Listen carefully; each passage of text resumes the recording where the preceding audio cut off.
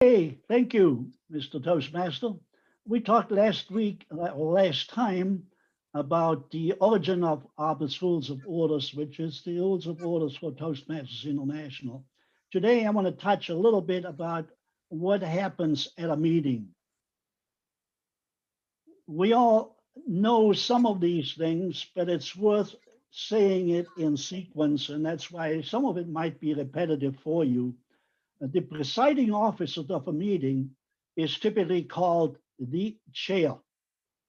And that actually makes it easier because even tonight, some people stumbled as to who they should address. So if you simply say Madam Chair or Mr. Chair, that is sufficient to address the chair. We all had experience with what a quorum is. A quorum is more than half of the members. I think we have 17 right now, so 8 would be a quorum to conduct business. The business meeting, we do it at the end of our Toastmasters meeting. But for example, at the officers meeting, that is strictly a business meeting. It starts with the chair saying the meeting will come to order. That's the official opening of a business meeting. Typically, then the secretary reads the minutes and the chair asks if there are any corrections. The easiest way of doing that is like we do, we send the minutes out beforehand.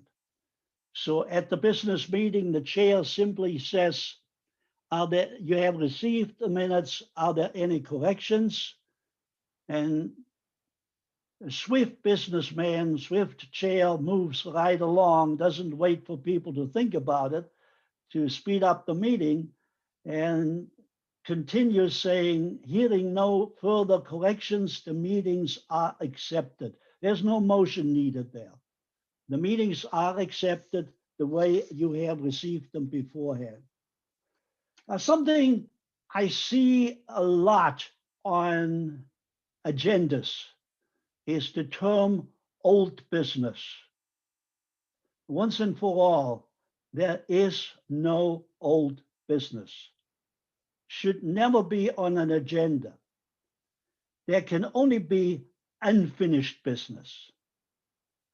Unfinished business, either something that was not taken up from the agenda or was the meeting was concluded before the full discussion was done. So that's unfinished business. And the president or the chair should know what the unfinished business is. So that is something that I run into all the time. Then you have new business.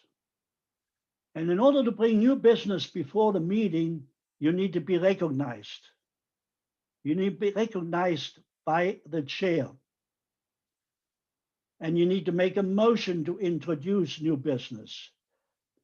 Now, many organizations, Toastmasters included at the district level, they will not allow you to make a motion from the floor. You have to submit the motion beforehand, and that's usually announced earlier on. You must submit the motion so many days before the meeting if you want to bring it to the meeting.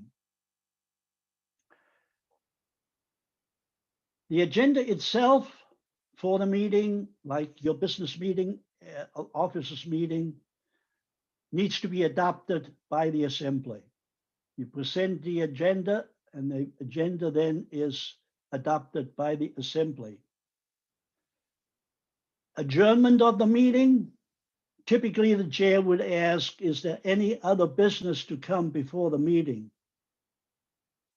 Or you can just go ahead and say, since there's no further business to come before this group, the meeting is adjourned. You can adjourn a meeting before the end of the agenda. You can also make a break in the agenda. And that has to be, both have to be voted by majority. And there's one other thing that you can do as a chair. And it reminds me of my military days. The chair can say, stand at ease. What that means, everybody stay in place, nobody leave the room. You can talk with each other until we call it back to order. I was actually going to go into decision-making yet, and then we move into motions, but my time is up. 4 minutes is a very short time. But we will get next time into the motions when it gets really interesting. Mr. President.